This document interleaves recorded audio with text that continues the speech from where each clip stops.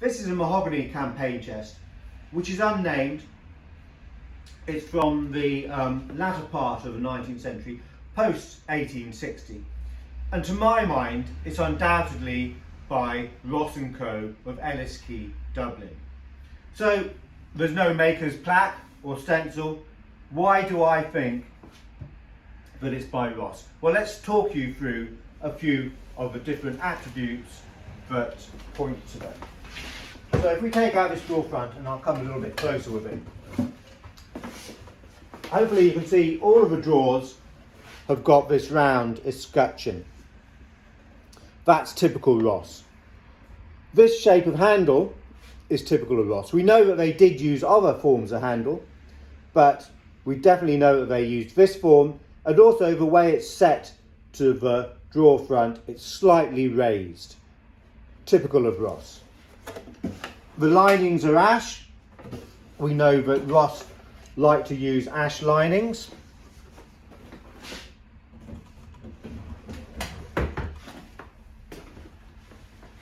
The strapwork to the top front corners is shaped. Typical Ross, that sort of shaping. The straps to the boards in between the drawers as well, typical Ross.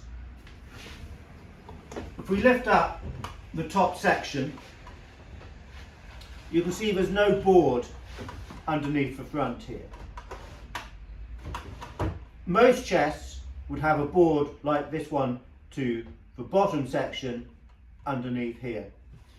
Without putting that in, the chest sits much more comfortably and looks like one piece of furniture. It's a much more natural look to it. Now, that's an attribute of Ross's furniture.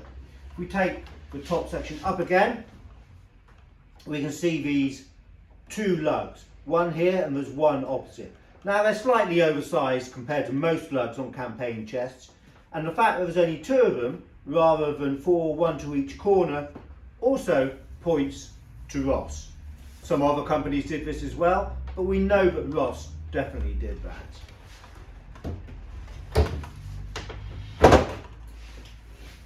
If we turn the chest around and have a look at the back,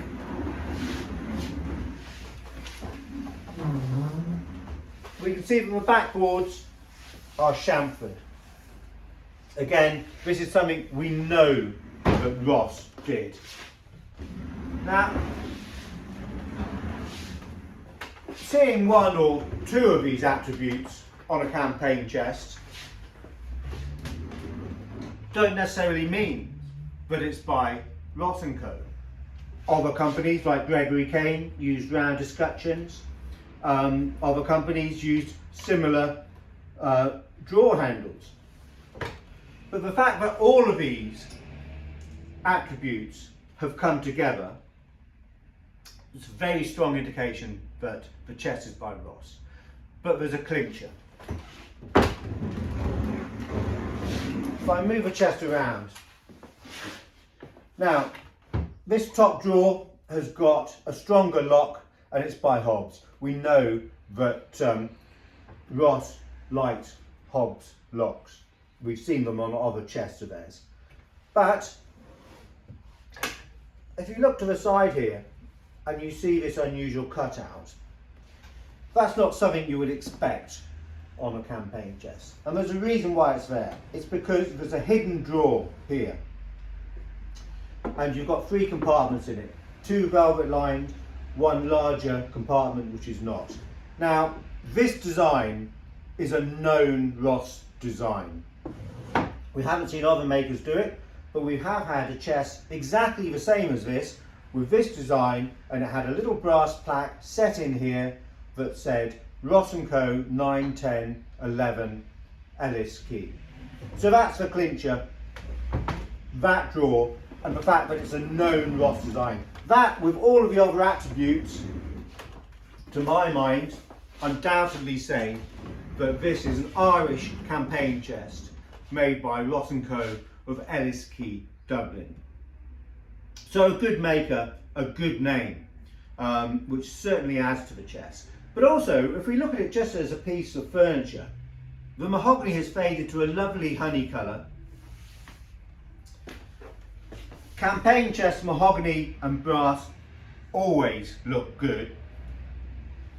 The practicality of this top drawer with the extra little secret hidden compartment adds a nice little bit of intrigue to it. And it's a very good looking, practical and usable campaign chest. So Irish, it's going to be post 1816, it could be 1875, 1885. It's difficult to be accurate. It might even be a little bit later than that. But lovely chests by a very good maker.